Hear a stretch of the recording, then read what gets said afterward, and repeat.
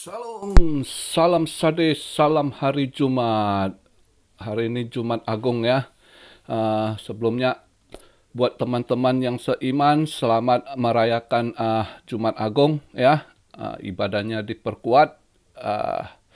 Juga buat teman-teman yang beragama Islam, umat-umat Muslim juga Jumat ini Jumat yang berkah ya kan, di bulan Ramadan ini juga. Hari ini sholat Jumat jangan lupa ya, agar lancar ibadahnya, puasanya juga. Oke. Hari ini ya market nggak ada market hari ini ya sebenarnya ya, karena semua eh, semua pada holiday gitu. Karena Good Friday ya, Jumat Agung, Good Friday, semua pada tutup market hari ini, nggak ada. Tapi data report dikeluarkan gitu ya. Data report dikeluarkan hari ini, NFP ya kan, unemployment rate itu report dikeluarkan semua. Cuma nggak ada market aja hari ini, udah pada libur sampai Senin depan gitu ya, baru buka balik market. Jadi market ya volume makin turun ya.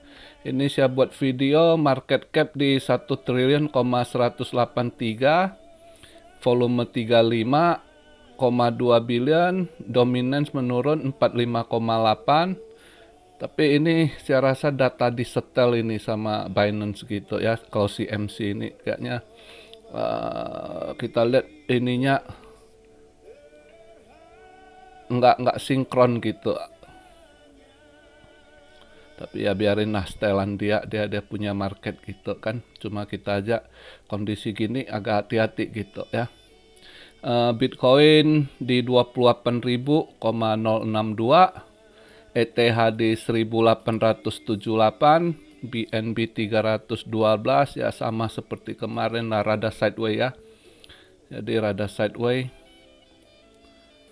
Market ini market kentang, nggak ini, masa kemarin itu malas ini, marketnya market kentang hari ini, nggak nggak ada ini. Anda mau trading juga nggak selera begitu, susah cari ini cuan, kondisi market kentang gitu. Saya rasa kalian bolak-balik cek market yang ada bosen gitu. Lihat gitu. Ya lihatlah nanti minggu depan ya, buka market minggu depan baru ini. Paling nggak kita malam ini harus lihat report report yang keluar, data yang keluar ya kan. Semalam emas koreksi dikit ya kan, agak agak nggak sinkron, nggak, agak rada anomali, padahal angka pengangguran, angka gembel jobless claim itu naik ya kan, seperti yang kita perkirakan. Ya dolar agak menguat dikit, seharusnya emas kemarin, tapi ya yang lainnya perak hijau, emas sendiri agak mungkin TP, pada ada yang taking profit gitu ya kan. Tapi agak kemarin agak enak, belakangan ini ya agak lihat pergerakan emas agak enak gitu ya kan, naik turun dia agak volatile gitu. Jadi untuk scalping sebenarnya masih, belakangan ini masih enakan kita lihat di emas daripada kripto yang kentang gitu ya kan.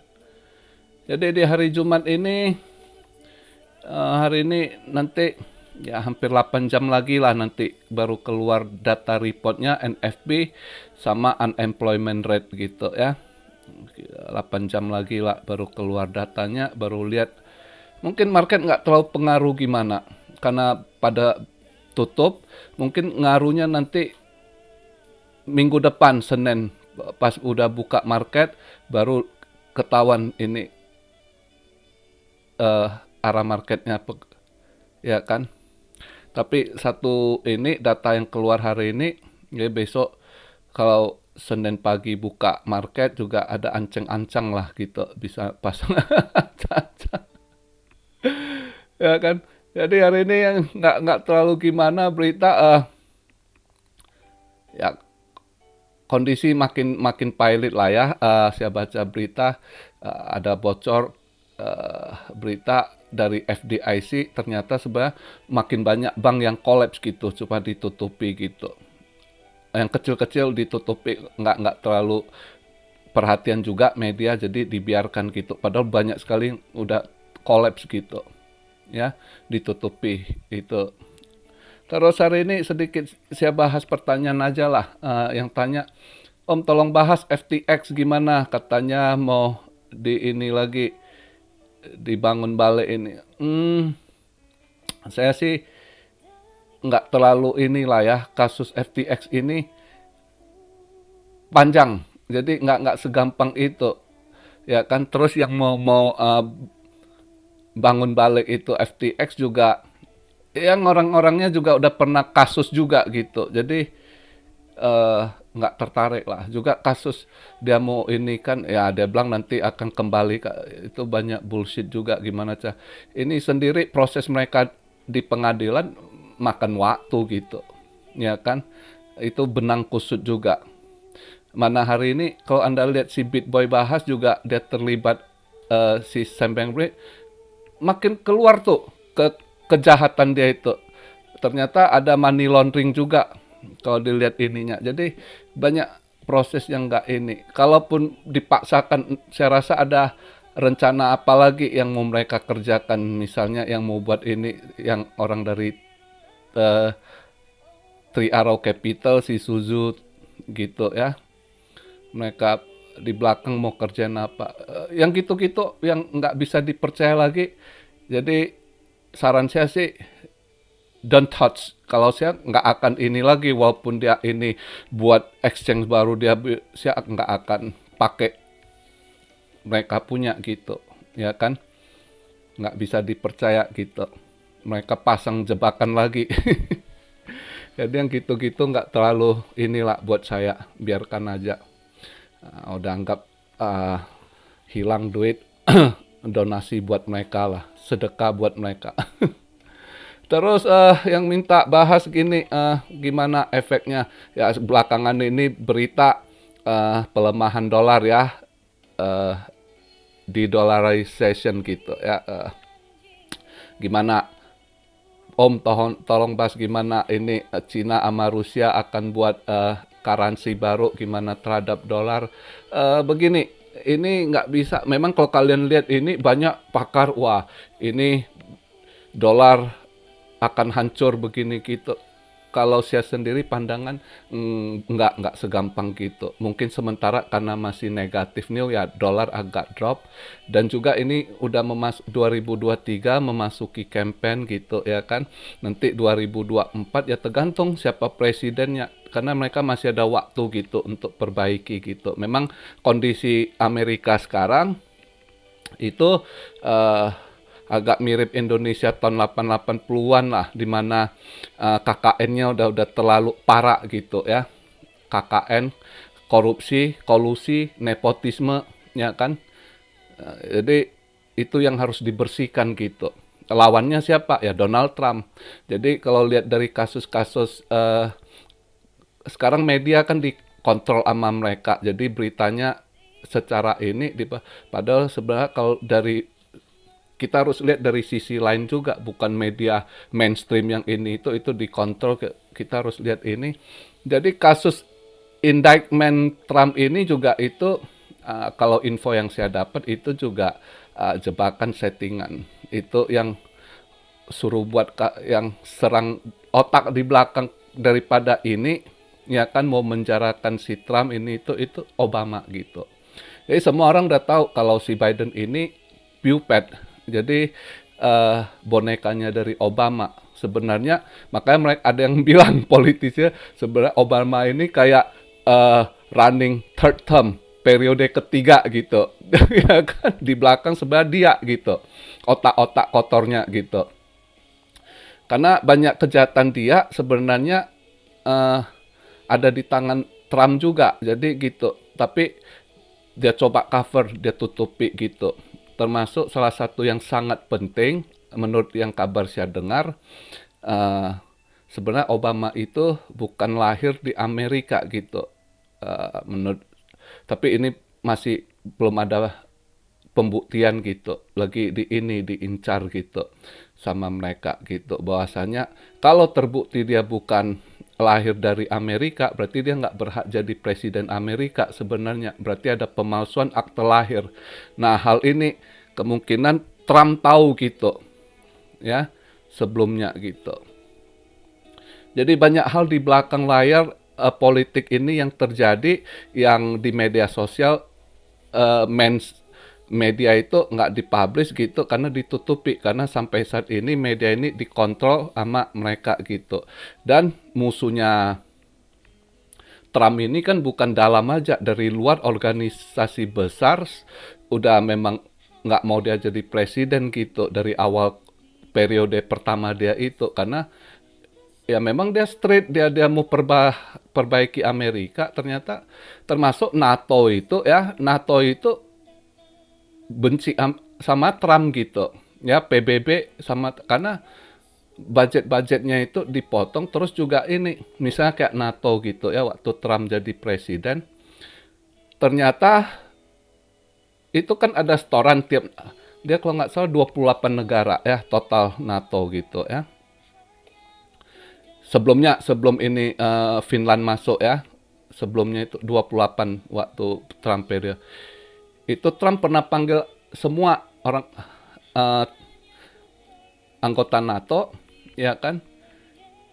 Trumpnya kan orangnya to the point. Ini gimana?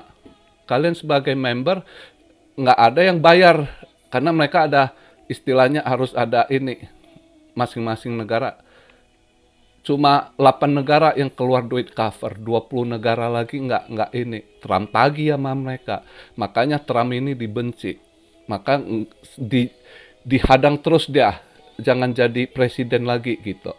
Tapi dia terus fight gitu ya kan.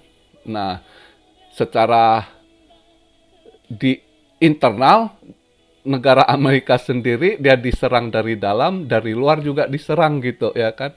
Tapi ya termasuk tough lah dia. Untung dia juga punya supporter yang kuat ya kan. Jadi ya masih panjang lah ini, kita lihat gimana. Cuma dia masih harus lebih dapat support dari Republikan, karena ada sebagian Republikan juga yang nggak srek sama dia gitu. Ya namanya politik lah ya. Tapi kayaknya Republikan akan ada pembaruan juga gitu. Jadi tapi secara kalau lihat ini supporternya Trump itu meningkat gitu ya, terus meningkat gitu. Jadi peluang dia untuk di 2024 itu masih besar gitu. Nah, terus gimana dia ini ngadapi jebakan-jebakan sidang-sidang ini nanti ke depannya, itu semua ya. Saya rasa kalau lihat, saya baca berita kayaknya nggak bakal gimana dia, karena ada sebagian pakar hukum yang bilang kasusnya ini sebenarnya lemah gitu. Jadi ya lihatlah nanti ke depan. Makanya dolar ini belum tentu gitu. Sementara kelihatan ini karena kalian masih ingat saya pernah bahas Fed kenapa dia terus naikkan rate walaupun akan ada negara yang, karena ini efek bukan Amerika, negara-negara lain juga kolaps kan, bank-banknya itu ekonominya kolaps. Yaitu salah satu untuk pertahankan dolar juga. Kenapa? Lewat IMF, pinjem duit. Pinjem duit berarti kalian harus pegang dolar saya gitu. Sebagian ada yang memang mau lepas, tapi kalau Anda diikat hutang, ya kan? Karena kalau udah negara itu sakit, yang dia cari pasti IMF gitu, Bank Dunia gitu ya. Mau harap Cina, ya sebagian udah ada yang utang Cina tagih juga nggak bisa bayar. Mereka mohon sama IMF lagi. Contohnya Pak, Sri Lanka gitu ya kan. Sri Lanka ada hutang Cina juga. Justru mereka bilang mereka yang mau minjam sama Cina juga agak takut karena rumornya kan debt trap dari Cina gitu, ya kan. Nah akhirnya Sri Lanka juga ngemis-ngemis lagi sama IMF, ya kan. Jadi masih banyak strategi di belakang apa yang dimainkan, ya. Dan data terakhir yang saya baca, eh, dominasi dolar di market secara global itu masih menguasai kisaran 60%, 60 sampai 62% kalau nggak salah. Ya, let's say 60%. Jadi 60% itu masih cukup punya power dia gitu. Dan kalau untuk proses buat currency baru ini itu juga harus ada kesempatan, masih banyak deal apa yang mau dia backup, maka emas agak naik ya kan, karena mungkin mereka mau packnya dengan emas ya kan. Cina banyak beli emas itu, mungkin rencana belakangnya dia mau packnya pakai emas gitu. Tapi secara ini mereka barat masih punya kondisi kontrol emas juga gitu ya, antara UK, Amrik itu masih uh, punya kekuatan untuk kontrol emas juga. Kalau mereka mau banting harga, mau apa, mereka mau mainkan masih ini gitu. Jadi masih banyak pertempuran di currency war ini yang jangan gampang terpengaruh berita-berita media, oh dolar akan kolaps, belum tentu. Dan kita harus lihat ke depannya siapa presidennya gitu, ya kan? Karena kalau begitu bisa diganti, terus banyak yang korupsi-korupsinya ditangkap, dibersihkan, ya negara itu masih potensi gitu. Amerika kalau mereka kelolangan baik, mereka masih sangat punya kans gitu untuk ambil posisi balik gitu, ya. Jadi ya kita lihatlah ke depan. Jangan terlalu pengaruh ini. Kalau saya pribadi, mungkin dalam beberapa tahun ini untuk fix ya agak sulit Amerika, tapi bukan berarti dia akan kehilangan power control gitu. Masih ada, ya. Karena sebenarnya Rusia juga udah megap-megap di perang ini gitu, ya. Kelihatan ya dia Putin kelihatan ini, tapi sebenarnya dalam juga udah mulai rontok, ekonomi keuangan dia juga ini. Cina sendiri di dalam juga udah sulit gitu, pada ini tutup-tutup juga usaha, semua berhemat gitu, ya. Semua berusaha berhemat gitu. Jadi market juga masuk tahap stagflasi gitu, ya, nggak terlalu gimana. Jadi juga mau pinjam-pinjamin orang duit juga nggak seperti waktu 10 tahun lalu, ya kan. Nah, terus yang mau pinjam sama dia juga orang takut debt trap dari Cina. Jadi banyak hal yang dilihat, bukan berarti kalau saya pribadi nggak, misalnya belakang ini pakar, oh Amerika kalau orang tinggalkan dia punya dolar semalam aja Amerika bangkrut. Ya nggak segampang gitu. Banyak yang masih terikat kakinya dengan dolar gitu, dengan hutang-hutang, ya kan. Dan kalau kita lihat juga market global, transaksi aja misalnya secara global itu semua masih patokannya dolar gitu, bukan yuan, bukan. Jadi mereka masih punya waktu untuk mainkan kontrol, untuk fix balik itu masih bisa aja gitu. Maka di belakang akan mereka lakukan apa, penghancuran kayak itu bisa aja di belakang ya. Ini misal skenario buruk, negara-negara yang gitu ya, ekonomi kalian hati-hati, maka pemimpin penting sekali. Bank-bank sentral kalian apa yang akan dilakukan itu bisa aja yang misal negara yang enggak kuat sengaja mereka hancurkan gitu supaya Anda utang sama mereka, ya kan. Atau nanti juga next targetnya kayak Ukraina, nanti begitu berhenti, ya kan, perangnya udah stop, itu nanti udah mereka bangun lagi dengan hutang. Ukraina hutang gitu. Nah, dana yang di print, dicetak, mereka bisa juga lempar ke sana untuk supaya jangan mereka print money juga tidak menghindari inflasi gitu nanti. Jadi masih banyak cara mereka olah gitu, ya kan, yang nanti yang mana negara jadi victim. Udah jelas Ukraina ke depannya jadi udah pasti victim gitu. Karena udah hancur lebur tuh. Itu mau dibangun kembali itu kan bukan dana yang kecil. Nah, negara itu harus hutang berapa turunan tuh. Ya kan? Jadi banyak permainan ini politiknya ya. Jadi bagi saya sih nggak segampang itu yang seperti banyak pakar bilang dolar akan habis, udah masanya ini yuan akan enggak juga. Yuan Amerika juga dan Cina sendiri juga ekonominya lagi kesulitan sekali, ya kan? Karena kalau kadang saya nelpon temen ngobrol tahu karena saya ada temen juga di Cina gitu. Kadang kita ngobrol, saya tanya gimana ekonomi dalam. Nggak seperti berita yang mereka gembor seperti mereka fine aja. Enggak juga. Rakyatnya juga banyak yang udah bangkrut, banyak tutup gitu. Semua pada berhemat, ya kan. Jadi hari Jumat ini begitu aja pembahasannya dengan saya tanggapi yang bertanya ya kan soal break currency. Buat saya sementara ini kita lihat aja dulu, nggak usah takut, jangan fear, tenang aja. Karena ini currency war itu masih panjang gitu. Apa yang mereka mainkan dan Amrik masih punya power, bukan sama sekali dia lose. Sementara kayak media kelihatan wah Amrik lose, sebenarnya belum juga gitu.